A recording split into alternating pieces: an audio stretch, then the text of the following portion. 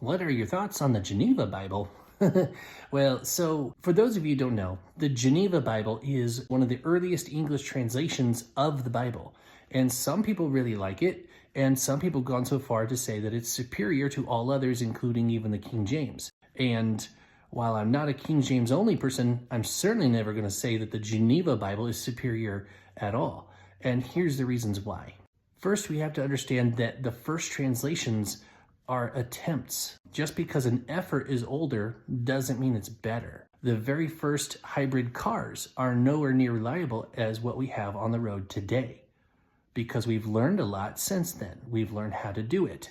And the same thing goes with translation. The Geneva Bible relied on the Textus Receptus, which is the same source material that the King James used, which the copies of those manuscripts were only a couple hundred years at that point. Since then, we have found things like the Codex Sinaiticus and the Codex Vaticanus, both from the 4th century. That's 1,000 years closer to the original authors.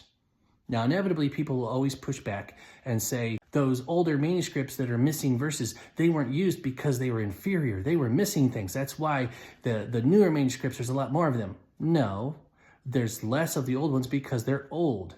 Their counterparts worn out. We were lucky to find these in places like the Caves of Qumran, the Dead Sea Scrolls. But also, if that were true, we would still find at least one or two of the oldest manuscripts that have these supposed removed verses, but we don't.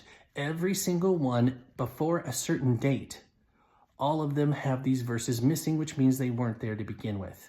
You have to find a copy that has those verses somewhere near the 4th century just to make your point true. Otherwise, it's just wishful thinking.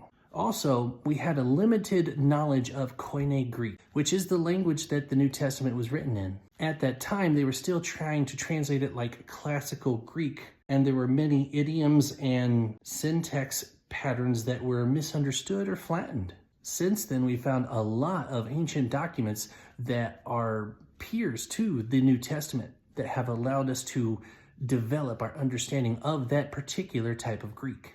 And the same thing goes with ancient Hebrew. There are a lot of other Semitic texts like Ugaritic, Akkadian, Aramaic, and Arabic that allow us to compare to ancient Hebrew so that we can be as accurate as possible as to what the Old Testament has to say.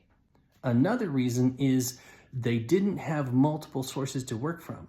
They only had their one conglomerate of work. Modern translations compare different texts and manuscripts to make sure they're as accurate as possible, whereas the Geneva only had the Textus Receptus to work from. But being able to compare to a work here and a work there and a work way over there at this age and that age and this age gives you a much more rounded idea of what the original authors wrote. So if this older document here and this older document here is missing a verse, but this newer document over here isn't, then you can safely assume that these two over here are more accurate. Then there's also an interpretive issue.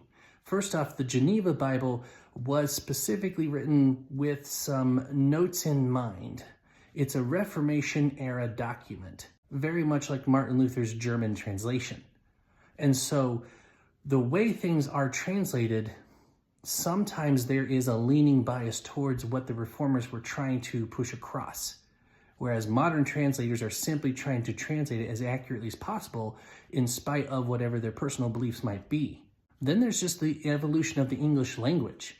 And this same argument goes with the King James Version. Certain words in English are no longer used or have completely changed their meaning, like the word let. It used to mean to hinder or stop. Now it means to allow or go. And so that in and of itself means it's not as accurate to modern English as it could be. So if you want to use these as comparatives, or you like the poetic language of the King James, those are very wonderful reasons to read them.